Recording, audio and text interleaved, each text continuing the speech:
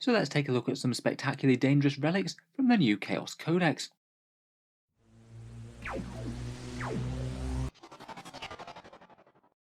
Hello and welcome back to Warspets Tactics, where today we're talking Chaos, and we're going to be taking a look at a few more previewed rules over on Warhammer Community for the new incarnation of Daemon Weapons in Codex Chaos Space Marines, due out fairly shortly.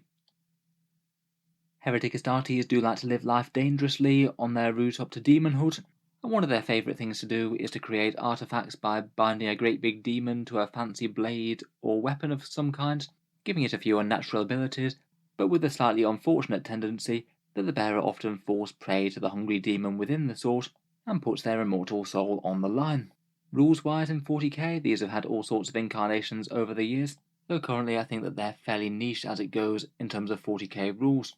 Currently, for Chaos Space Marines, you can field 5 of them, and the rules are found in Warzone Charadon 2. They're a set of relic weapons, and I must admit they aren't all that overwhelming compared with the Codex choices, and in particular as every single legion gives you a fair few options for relics, so they have to be fairly decent to stand out compared with so many other options. At present, to represent the lore of them trying to kill the bearer from time to time, each time you use them you have to roll a d6. If you roll a 1, then the weapon attacks the bearer, causes you a mortal wound, and you can't use your fancy sword or axe for the duration of that phase. It's a pretty major downside, to be honest, that in a key combat you've got a 1 in 6 chance of your character basically becoming incredibly weedy all of a sudden despite your investment in a fancy relic, and it means that their basic abilities have to be very good to outweigh that. Out of the 5 of them, I think there's a few that are kind of underwhelming. Probably the best in my opinion are the Rapacious Talons, the Slanesh unique one, which are AP-2, damage to Malefic Talons or Lightning Claws, and they give you the ability to re-roll wounds if you didn't have it for the Malefic Talons, and an extra 2 to 6 extra attacks depending on what you rolled. For say a Chaos Lord with a jump pack and a pair of Lightning Claws, that's actually a really quite significant upgrade. The damage 2 is great, and all those extra attacks are just bonus. Otherwise, if you're a Khorne Lord, you could take Zal the Wrathful, an AP-5 and damage 2 power sword with an extra 2 to 6 strength depending on what you roll. It's certainly not bad, though I'm not sure it's really quite worth the chance of your demon weapon attacking you and making you very weedy in a key fight. In the preview, it sounds like some of these rules are going to be staying the same, but some are going to be quite different.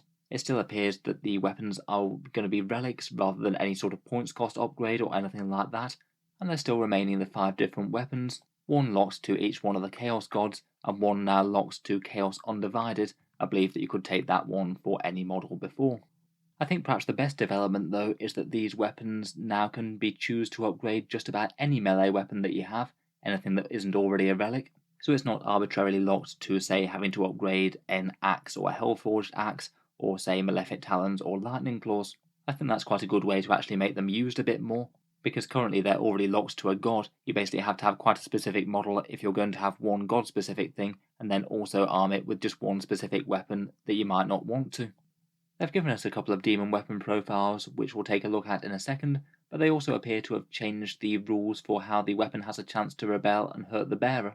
Apparently that's now done on a 2d6 versus leadership, and if it's higher then you suffer d3 mortal wounds and you can't use the demon weapon that turn.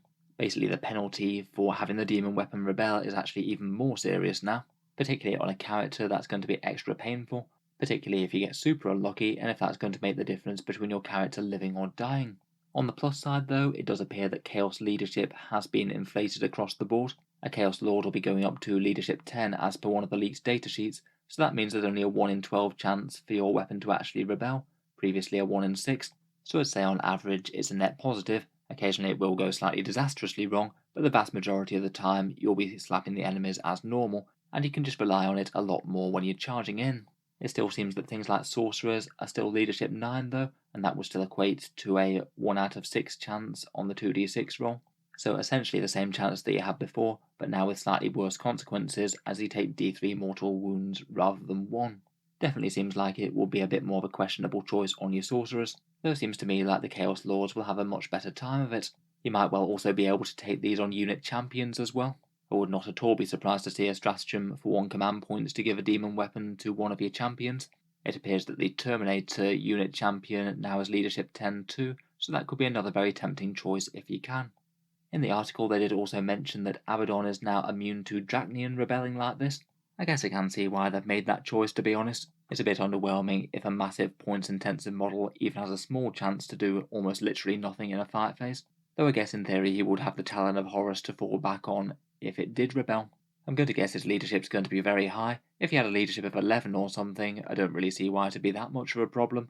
Say something like a 1 in 36 chance for it to rebel still seems like it could be fluffy, though still ultimately quite reliable.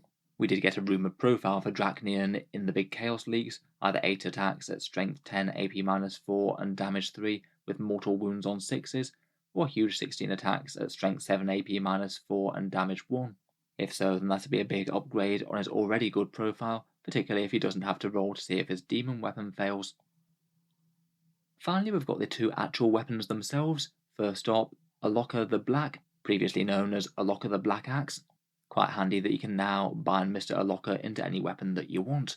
This one's the Chaos Undivided one, and now it has the rule where each successful wound roll causes 1 mortal wound in addition to normal damage. It kind of feels a little bit similar to the Tyrannid Hive Tyrant Reaper of Obliterax.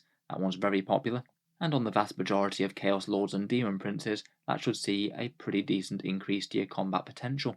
Chaos Lords get 6 attacks base now, so say if you had one of those with a Lightning Claw, which it still appears that they can take, then that'd be 3 mortal wounds per fight against something that's toughness 7 or lower.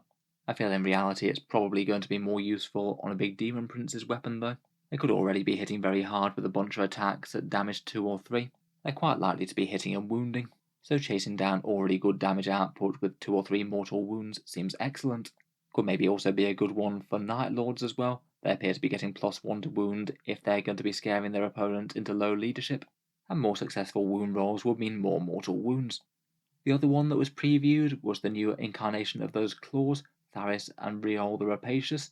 This one's for a Slaanesh model, and it upgrades 2 melee weapons, so I guess we will have to wait and see the datasheets for the various HQs and see which ones can take 2 decent melee weapons to see what they'd be good on. I wouldn't be surprised if the datasheets get a little bit less flexible than they were previously.